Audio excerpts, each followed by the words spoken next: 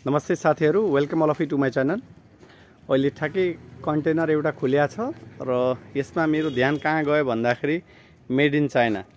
तर कतिजनालाई माइन्डमा यो लागिरा होला कि चाइना त हाम्रो देशसँग नजिकै छ नेपालसँग, तर त्यस्तो कन्फ्युजन हुनु पर्दैन साथीहरु। यो सबै सामान भनेको चाहिँ अब यो हाम्रो वीरगन्जको ड्राई पोर्ट, जसलाई हामीले दि वीरगन्जको ड्राई पोर्ट भनेको जुन मैले आजै डिस्कस अर्लियर कि 2004 साल 16 जुलाईमा यो अपरेसनमा आएको हो र यहाँ चाहिँ इम्पोर्ट गर्दाखेरिको मैले अब यो ठुलो स्पिकर रहेछ साथीहरु। चाहिँ के इम्पोर्ट हुँदैन हामी इम्पोर्ट गर्नमा त च्याम्पियन नै छौं जस्तो लाग्छ र यही सन्दर्भमा म उहाँसँग केही कुरा गरिहालौँ। उहाँ हजुर सर नमस्कार। नमस्ते।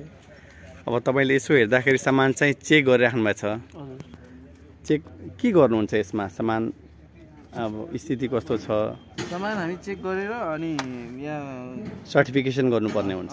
अनि जुन सामान अब जसले अर्डर गरे होला उले के दस्तुर तिर्नु पर्यो। यहाँ तिरिसकेपछि फेरि यहाँबाट ट्रान्सपोर्टेसनको जिम्मा कसको हुन्छ? फेरि पार्टीकै हुन्छ हैन? यो सामानहरु डाइरेक्ट कहाँबाट आउँदो रहेछ? चाइनाबाट। अनि चाइनाबाट त आउँछ तर कलकत्ता पोर्ट हुँदै आउँदो रहेछ हैन? अब त्यो गर्दाखेरि यो यसको कस्ट अफ इम्पोर्टिङ जुन भन्छौँ हामी के बढी हुन्छ कि कम हुन्छ?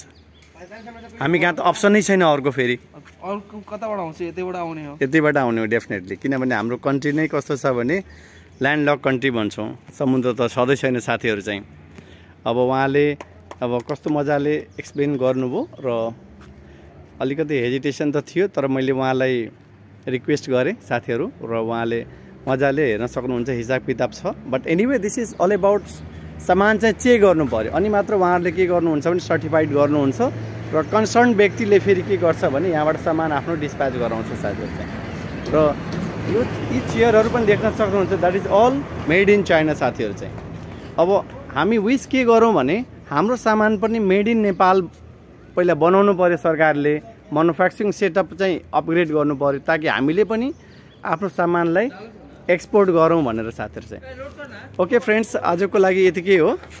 If you like this content please